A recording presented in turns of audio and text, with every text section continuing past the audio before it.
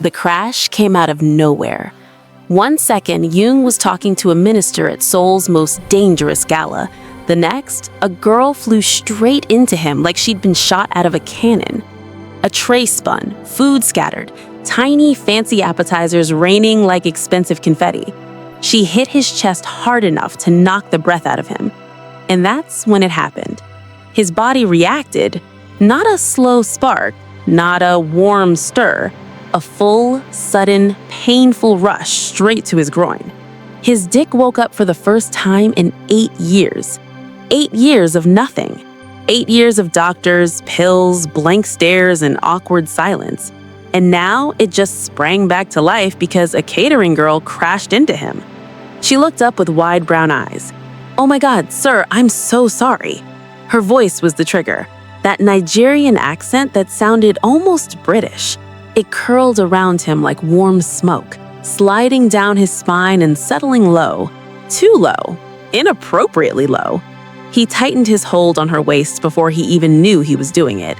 She was soft, warm, real, and everything inside him lit up like it had been waiting for her. Comment "The Collision" if you're ready for this awakening story.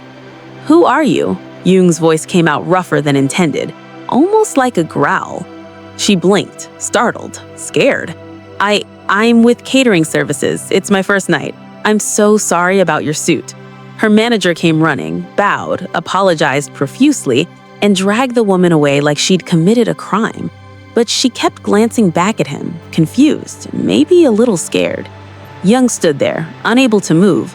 His second in command, Hung, slid up beside him. "Boss, you look strange." "I'm fine," Jung muttered, voice tight. "Find out who she is." "The kitchen girl?" "Yes, I want every detail." He didn't wait for a response, just walked out of the gala like a man escaping a fire. The car ride home was torture. His body wouldn't calm down. His driver pretended not to notice anything in the rearview mirror and failed. 8 years. 8 years of his body shutting down. The doctors said it was trauma, that his mind was protecting itself. A lot of nonsense he'd learned to accept. But one accidental collision with a girl covered in flour, and suddenly the switch was back on.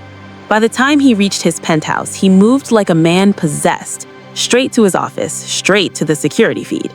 There she was, laughing as she pushed through the kitchen door. She was beautiful, skin that looked rich, reminding him of expensive chocolate, full curves, natural hair, completely unaware of what she'd just done to him. He replayed the moment they collided over and over, her hands on his chest, his fingers catching her waist, her eyes meeting his. His body reacted instantly again. Unable to endure it, he unzipped with shaking hands. The first real relief he'd felt in almost a decade hit him hard. Too hard. When it was over, he just sat there breathing, staring at the paused footage of a girl who didn't even know his name. His phone buzzed. Hung. Her name is Adana Okafor, 23-year-old Nigerian, culinary graduate working 2 jobs, 47 million won in student debt, lives alone, clean record. He read the message slowly. He should let her go, ignore her, pretend tonight never happened. Instead, he typed back, "Send flowers to her workplace, write my name on the card." No hestation, no guilt, just the rising, dangerous feeling he hadn't felt in years. The flowers were ridiculous, he knew that. 24 black roses, because regular roses were boring, with a card that just said his name, not even a message. What was he supposed to write? "Sorry I jacked off to you after our collision. Thanks for waking up my dead dick?" He watched the delivery through the catering company's lobby camera. She came in during her shift, saw them at the front desk, read the card. Her face went confused, then cautious. She asked the receptionist something. The woman shrugged. Adana looked at the flowers for a long moment, then threw them in the trash. Jung actually laughed. He caught himself, surprised. When was the last time someone had thrown his gift away? He liked it, even though he shouldn't have, but he did. "That went well," Hung said behind him. "Shut up. Want me to send more?" "No, I'll handle it." "Boss," Hung's voice went careful. "Maybe this isn't what? Smart? She's a civilian. You're dangerous." "I was going to say complicated." Jung stood, grabbed his jacket. "I'm going out." "Where?" "None of your business." But Tahong knew anyway. Her convenience store shift starts at 11. I didn't ask. You were about to. The store was small, fluorescent lights, absolutely beneath his notice on any normal day. He pushed through the door at 11:47 p.m. The bell chimed. She stood behind the counter, reading something on her phone. Hair pulled back, no makeup. She looked tired, still beautiful. His body responded immediately. He was half hard just looking at her. She looked up. Welcome? She paused. Recognition flickered in her eyes. Oh, hi. Hi. Was that his voice? He sounded almost nervous. Can I help you? We've met before. I crashed into you. Yes, I remember. I'm really sorry about your suit. Don't be. He moved to the counter, grabbed a bottle of water he didn't want. I'm Jung. I know. She rung him up. 1,200 won. He handed him a 50,000 won note. Her eyebrows raised. I don't have change for this. Keep it, for the bottle, for the conversation. She paused, looked at him properly now, really looked. He saw the exact moment she decided he was trouble. I don't need 50,000 won for conversation. She handed the note back. And I don't really have time to chat. Busy shift. The store was empty except for them. He liked her more by the second. The flowers were weird, no offense. None taken. Why did you send them? Because you made me feel something. Because I haven't been able to think about anything else for 3 days. Because I'm obsessed. Felt like I owed you an apology for being rude. You weren't rude, you were intense. She crossed her arms, defensive posture. Have dinner with me. The words came out before he planned them, direct, almost desperate. She blinked. What? Dinner. You pick the place. I don't even know you. That's what dinner is for. She hesitated. He saw her calculating. Then something clicked. She pulled out her phone, typed something, showed him the screen. It was a news article with his face. Mafia boss Kim Jung acquitted in assault case. His stomach dropped. That's you, she said. Not a question. Yes, you're a criminal. Allegedly. The article says I was acquitted because witnesses disappeared. He couldn't deny that, wouldn't insult her intelligence by trying. I should call the police. You should. He leaned against the counter, casual, non-threatening, even though they both knew he was the most threatening thing in her life right now. But you won't. Why wouldn't I? Because you're curious, because I haven't actually done anything to you, and because, he gestured to the empty store, I could have done something already if I wanted to. It was the wrong thing to say. He saw her face close off. You need to leave. Adana, how do you know my name? Big mistake. The catering company. You looked me up. Her voice went cold, scared now. After one random collision, you looked me up, found out where I work, and showed up here? Yes. That's stalking. Yes. You could press charges. You could. He straightened, pulled out his wallet, left 1,200 won on the counter, the exact change. But here's the thing. I'm going to be honest with you because I don't have time for games. I want to have dinner with you, just dinner, just conversation. And if you say no, I'll leave you alone. Promise? He couldn't. No. Her eyes widened. But, he continued, I'll make it worth your time. Name your price. Excuse me? You have student debt, 47 million won. I'll pay it off, for dinner. The color drained from her face. You looked up my finances. I look up everything. That's insane. That's a criminal act, probably. They stared at each other. The fluorescent lights hummed. One dinner, he said quietly. I'll pay your debt. You never have to see me again after that if you don't want to. And if I just say no right now? He smiled, not a nice smile. Then I'll buy the store by morning and your apartment building and blacklist you from every restaurant in Seoul. Her breath caught. You can't. I can. I have. I will. He stepped back, giving her space. Thursday, 7 p.m., I'll send a car. Think about it. And if I'm not there? He looked back, held her gaze. Then I'll know I was wrong about you. Wrong about what? that you're brave enough to face a monster for one night. This is not romantic. This is dangerous. This is a powerful mobster using every weapon he has to get close to a woman who woke up his body after 8 years of numbness. But here's the question. Is he a monster using his power, or a broken man who found his only chance at feeling alive again? What do you think Adana should do? Comment your answer. Like if this obsession is terrifying and compelling. Share if you're hooked on this dangerous dynamic. She was there. Jung saw her through the car window, standing outside her building in a simple black dress. Nervous, beautiful beyond comparison. His driver opened the door. She got in slowly, like entering a cage. "Hi," she said. "Hi." He couldn't stop staring. "You look scared." "Beautiful." She didn't smile. "Where are we going?" "My restaurant. I booked a private room, just for us." "Of course, you own a restaurant." 3, actually. Now she did smile. Small, bitter. Must be nice. The drive was silent. She stared out the window. He stared at her. The restaurant was elegant. Modern Korean fusion. Michelin-starred. His manager met him with deep bows. The private room had floor-to-ceiling windows overlooking the Han River. Tables set for 2. Enough food for 10 people. Adana stopped in the doorway. "This is too much. I didn't know what you liked. You could have asked. Would you have answered?" She sat. He sat across from her. "I Googled you," she said suddenly. "I assumed." "Really Googled you. Deeply. 3 hours. Did you find anything interesting?" "Depends on your definition of interesting." She met his eyes.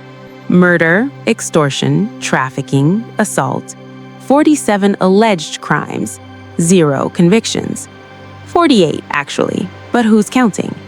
You're not even going to deny it? Would you believe me if I did?" She picked up her fork, put it down. "The trafficking charges, what was that about?" Here it was, the question everyone asked. A rival family was moving young girls, too young, from the Philippines and Myanmar. I found out, shut it down, violently. "You killed them." "Some of them." "And the girls?" "They're safe now. Different countries, new identities, protected." She studied his face. "The news made it sound like you were the one trafficking them." "The news prints what they're paid to print." "So you're what, a vigilante mob boss?" "I'm a businessman who has limits." He poured her wine. She didn't touch it. "I've done terrible things, Adana. Will probably do more. But I have lines. Children are a line. Women who can't protect themselves are a line. And me, what am I? You're everything. You're oxygen. You're the first thing I've felt in 8 years." "Your dinner," he said instead. She almost laughed. They ate. He watched her try the japchae. Her eyes widened. "Oh, this is good." "My chef trained in Jeonju." She took another bite, then another. He watched pleasure cross her face. His body responded predictably. "Why me?" she asked between bites. "Because you make me hard just by existing. Because for 8 years, I thought I was broken beyond repair." "You're interesting." "That's a lie." "You're brave, beautiful. You threw away my flowers, showed up tonight even though you're scared. That's interesting." "Or stupid." "Maybe both." She smiled then, actually smiled. It hit him like a punch. "Tell me about your cooking," he said. "Why?" "Because when you talk about food, you light up." She set down her fork, leaned back. "My grandmother taught me, back in Lagos. She said food was love made visible." "Do you believe that?" "I did. Before," she gestured vaguely, "before debt and double shifts, and realizing Korea doesn't want Nigerian fusion cuisine. I wanted. You want me, 2 different things." Direct, honest, he liked that. "Yes," he admitted. "I want you." "Why?" "I don't know." That's not good enough. He set down his glass. Dangerous territory. But she deserved honesty. 8 years ago, something bad happened to me. After I stopped feeling things, emotionally, physically, everything shut down. She frowned. What do you mean? I mean, I've been numb for 8 years. Couldn't feel pleasure, couldn't feel pain, couldn't feel anything. Recognition dawned. Oh, doctors called it trauma response, protective mechanism. My body decided feelings were dangerous. Until you crashed into me. The silence was deafening. That's a lot of pressure to put on someone, she said quietly. I know. I didn't ask for this. I know that too. And you still want me here? More than I've wanted anything in a very long time. She stood abruptly, moved to the window. He stayed seated, gave her space. This is crazy, she said to the glass. Yes, you're dangerous. Very. You should leave. You should. She walked. Her hand touched the handle.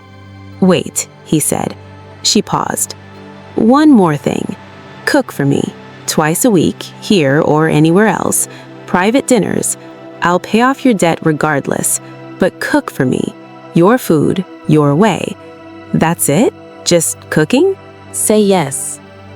She studied him, weighing options, calculating risk. The second you touch me without permission, she said slowly, I disappear. Debt paid or not, I vanish. Agreed. And this is really just cooking. I want you, Adana, so badly it scares me. But I want you willing, or not at all. More silence. Twice a week, she finally said. Cooking only. 50 million won. You made me terrified for 3 days. He almost smiled. Deal. She showed up early for the first cooking session. 6:30 p.m. with bags of groceries and nervous energy. He gave her 10 minutes alone in the kitchen, then knocked on the doorframe. She jumped. Oh, hi. The kitchen is incredible. It's yours, twice a week. She tied an apron, washed her hands, moved with confidence now. You can sit or leave, whatever you want. I'll stay. He watched her work for 2 hours. She was beautiful when she cooked, completely focused, tasting, adjusting, humming under her breath. She made suya spiced chicken with gochugaru, jollof rice with kimchi, pepper soup with Korean radish. Finally, she plated everything. Okay, be honest. He took a bite of the chicken, closed his eyes. The spice hit first, then heat, then something complex underneath. This is incredible. Her whole face lit up. They ate in comfortable silence. The tension eased. Can I ask you something? She said. Always. The thing that happened 8 years ago, was someone hurt? His appetite disappeared, but she deserved truth. Yes, we were engaged. She wasn't involved in the business, a normal girl, a teacher. I kept her separate, or tried to. Adana went very still. A rival family found out about her, took her, used her to get to me. His voice went flat. They kept us in the same room, made me watch. 3 days. Then they killed her anyway. Oh God. I got out eventually, killed them all, every single one. He looked at his hands, and something in me broke, has been broken since. Until you. She reached across the table, stopped just before touching his hand. Can I? Can you what? Touch you, just your hand. His heart hammered. Yes. Her fingers brushed his, light, careful. The contact shot through him like electricity. She laced their fingers together, squeezed once. I'm sorry that happened to you. Not your fault. Still, sorry. They sat like that, holding hands across the table. The second dinner was easier. The third was comfortable. By the fourth, they'd developed a rhythm. Week 3, she made gomtang with short ribs. The smell filled his penthouse. They reached for a bowl at the same time. Their hands collided. The feeling was electric. This time, neither pulled away. She looked up at him.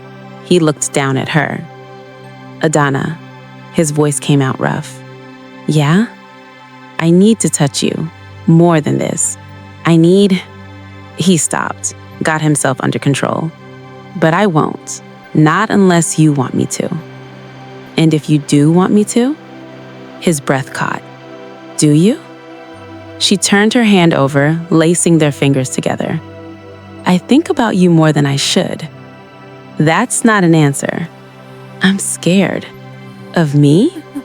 Of this. Of wanting someone I shouldn't want. Someone who could destroy my life. I wouldn't. You already are. I can't concentrate at work, can't sleep. I'm falling for a mobster, and it's the stupidest thing I've ever done. Don't. He pulled back, forced himself to. Don't fall for me. I can't be what you need. What if you're exactly what I need? He stared at her, this beautiful, brave, impossible girl. Kiss me, she whispered. Adana, just once. I need to know if it's real. If this, she gestured between them, is real or if I'm imagining it. It's real. Prove it. He moved slowly, giving her time to change her mind, pulled her closer by her hips. She came willingly. If we do this, he said against her lips, everything changes. Maybe I want everything to change. He kissed her, soft, careful, like she might disappear. 8 years of nothing poured into this one moment. She melted against him, made a small sound. Her lips parted. He deepened the kiss, tasted her, pepper, sweetness, and her. When they broke apart, both breathing hard. Okay, she said. Yeah, it's real. He hasn't felt anything for 8 years. Not pleasure, not pain, not hope. Then she crashed into him and his body woke up. Then she cooked for him and his heart followed. Then she kissed him and everything changed. I'm falling for a mobster and it's the stupidest thing I've ever done. Don't fall for me. What if you're exactly what I need? This is the moment trauma meets healing. This is where broken meets whole. This is where a dangerous man learns to feel again. Share this healing love story. Sunday, she came early, not to cook, just to be there. They kissed against the wall, the counter, the refrigerator, frantic, desperate. His hands roamed, her waist, her hips, the curve of her ass. She gasped against his mouth. Bedroom. Are you sure? Do I feel unsure? She didn't. He lifted her. She wrapped her legs around his waist. They barely made it to the bedroom. When she sank down onto him, they both groaned. Okay, she asked. Better than okay. His hands gripped her hips. Perfect. 8 years of nothing. And now this. After, they lay tangled in sheets, breathing hard. Holy shit, she said. Yeah. That was... I know. She laughed, pulled him down for another kiss. Stay, he said against her lips. I was planning to. 3 months in, she'd moved in gradually. Toothbrush, clothes, her entire spice collection. He didn't mind. He wanted her there. Wanted her everywhere. But going soft was dangerous. Rival families noticed, started testing boundaries. A shipment got hijacked. 3 of his men ended up in the hospital. We need to respond, Tahang said. Hard, or they'll think you're weak. Handle it. Boss. I said handle it. He didn't tell Adana. Didn't want that darkness touching her. But she noticed. "You're stressed," she said one night. "Orc stuff." "The illegal kind?" "Yes." "Do I want to know?" "No." She set down her fork. "Jung, if we're doing this, really doing this, you can't protect me from who you are." "I can try." "I don't want you to try. I want you to trust me." He told her some of it, the rivalry heating up, the attacks getting bolder. "Are you in danger?" she asked. "I'm always in danger." She moved to his lap, wrapped her arms around him. "I'm scared." "Good, you should be. But I'm not leaving. You should do that too." "Too late." She kissed him. "I'm in this now, all the way in." That night, they made love differently, slower, like memorizing each other, just in case. The attack came 2 weeks later. Adana was at the penthouse alone. Jung was at a meeting across town. The explosion came from the front door. Not a knock, an explosion. She dropped to the floor on instinct, heart hammering. Men poured in, masked, armed. She scrambled backward, grabbed the closest weapon, a cast iron skillet. "Where is he?" one asked in a thick Korean accent. "I don't know." "Kim Jung, where is he?" "Not here." "We know. That's why we're here. For you." Terror flooded her, but also anger. She swung the skillet as they approached. It connected with the nearest mask, bone crunching. The man went down. "Shit!" Another grabbed her. She bit his hand, hard, tasted blood. Gunfire erupted, but not at her. Jung's security team burst in, armed, efficient. The attackers scattered. 2 got away. 3 went down. Then chaos, shouting, sirens. Strong arms grabbed her behind. She struggled. "Adana, it's me, it's me." Jung's voice. When had he gotten there? She stopped fighting, collapsed against him, shaking. He lifted her, carried her away from the bodies and blood. "Are you hurt?" His hands were everywhere, checking, frantic. "No, I'm okay." "You're bleeding." "That's not my blood." He pulled back, really looked. "You fought them." "I had a pan." "You had a pan and you fought armed men?" "They were going to take me." He crushed her against him. She felt him trembling. "I could have lost you," he said into her hair. "But you didn't. I'm here. I'm okay." Tahang appeared. "Boss, we need to move her, now. They know about her. They'll come back." Jung nodded, still holding her. "Where are we going?" she asked. "Safe house, outside Seoul, until this is handled." "About everything else can wait. You're the priority." The safe house was in the mountains, remote, beautiful, fortified. She hated it. "I'm a prisoner," she said on the 3rd day. "You're protected." Same thing. They fought, really fought. "You don't get it," she said.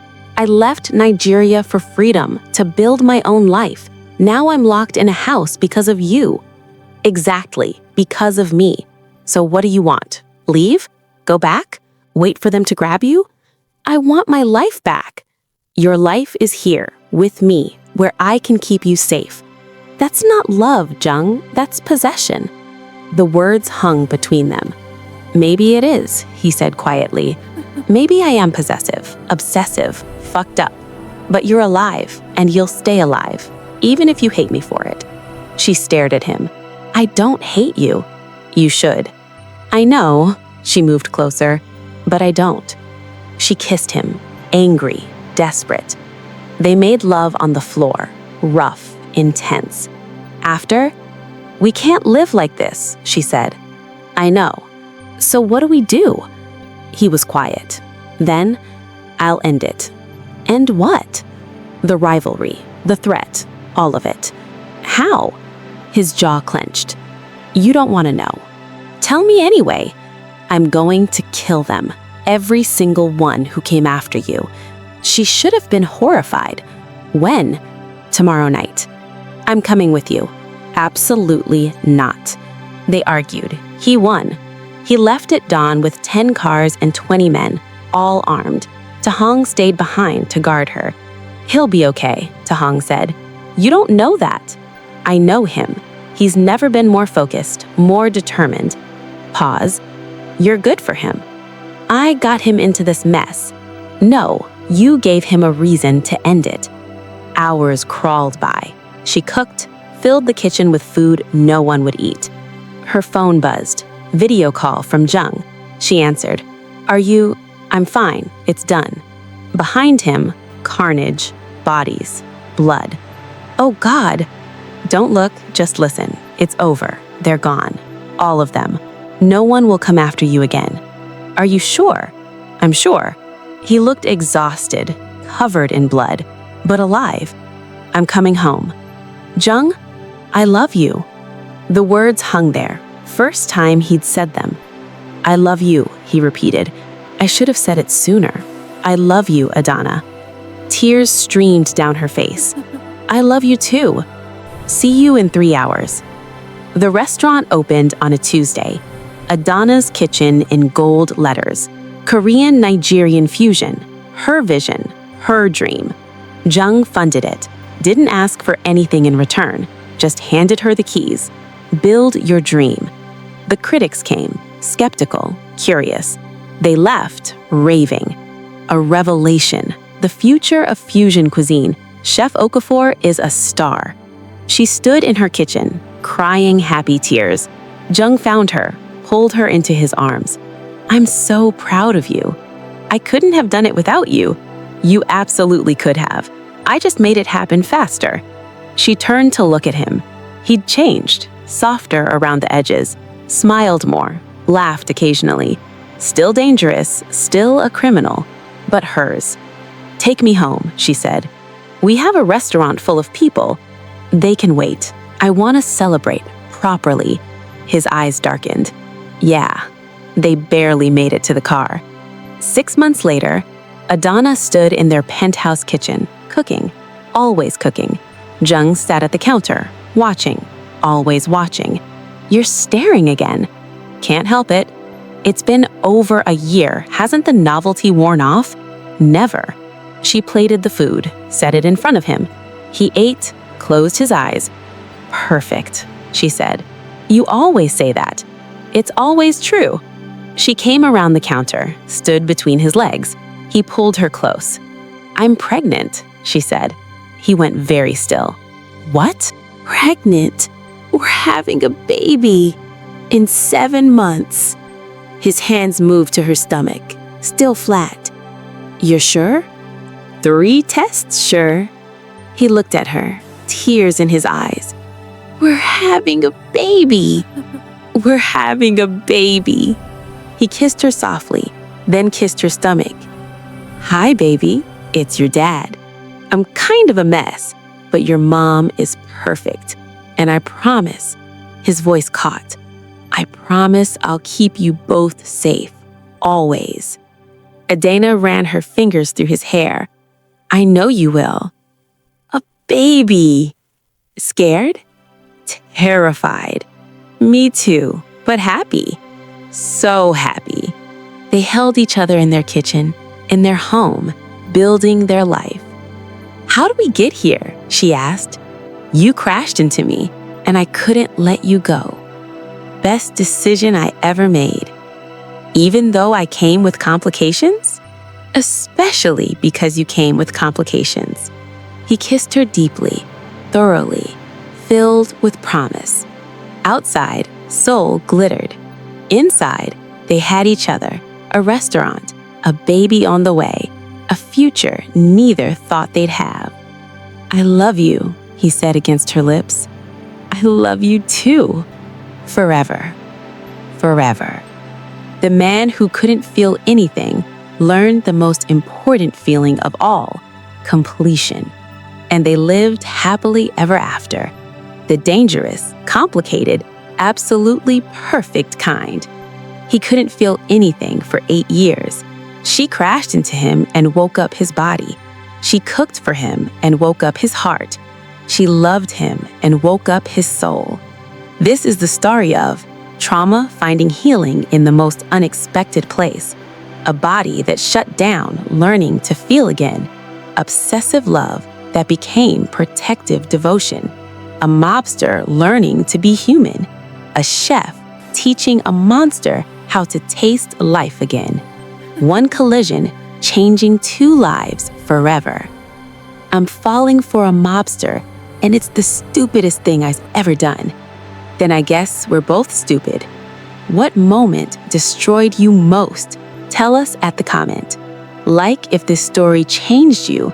Share with everyone who believes in healing through love. Subscribe for more trauma to healing love stories.